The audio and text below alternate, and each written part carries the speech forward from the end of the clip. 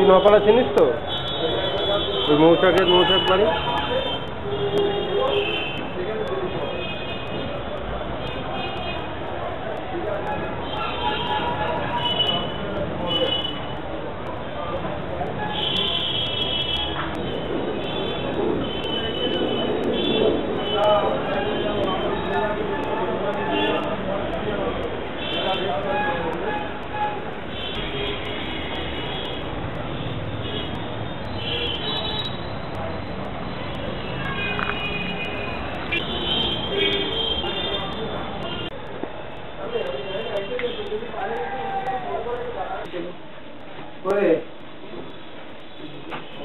চল বাচ্চা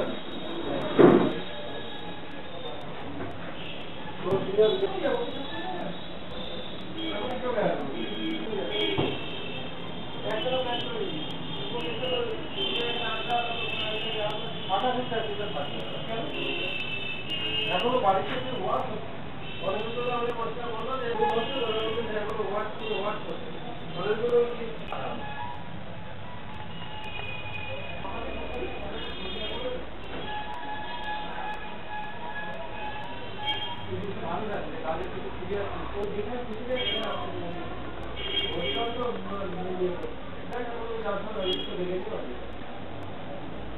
আচ্ছা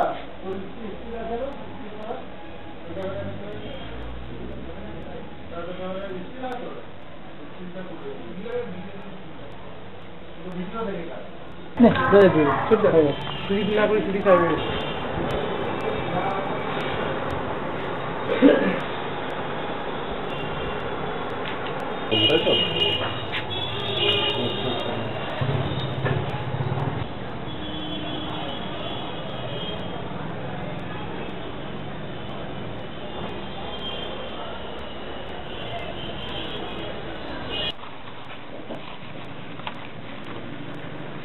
না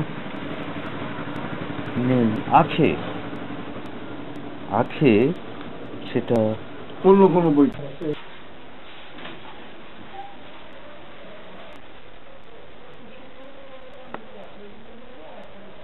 24 পরগনাটা বেসে পাওয়া যাবে তাই তো? হ্যাঁ তুমি ইয়েতে পেয়ে যাবে আমাদের সঙ্গে লাইব্রেরিতে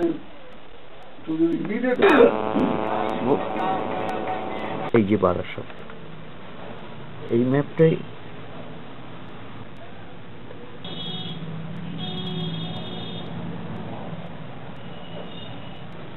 ওই যে নীলবৃত্ত সমকালীন বাংলাদেশের সমাজ ও জীবন পাইক বরকন্দ থাকতো পাহারা দাদা থাকতো কারণ এখানে যেমন ইংরেজরা ছিলেন পাশাপাশি এখানকার ভূস্বামী জমিদাররা থাকতেন।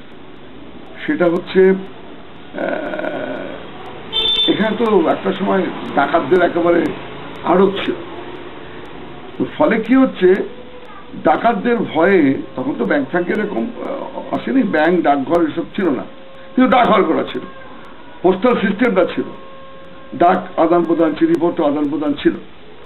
তো ডাকঘর করা কি করতেন ওই সমস্ত চিঠিপত্র যেগুলো বন্দোবস্ত করে ফেরত আসতো টাকা পয়সা ইত্যাদি তারা কিন্তু ওখানেই এগুলো গচ্ছিত রাখতেন। ফলে এই সম্ভাবনাটা উড়িয়ে দেওয়া যায় না যে ডাকঘর করাদের মাধ্যমে কিছু চিঠিপত্র যেমন ওখানে থাকতে পারে, কিছু অর্থ থাকতে পারে, সোনা দানা মোহরও থাকতে পারে, সুতরাং থাকতে অনেক কিছুই পারে। তা যদি সত্যিই তাই হয়ে থাকে তাহলে 100 বছর পরে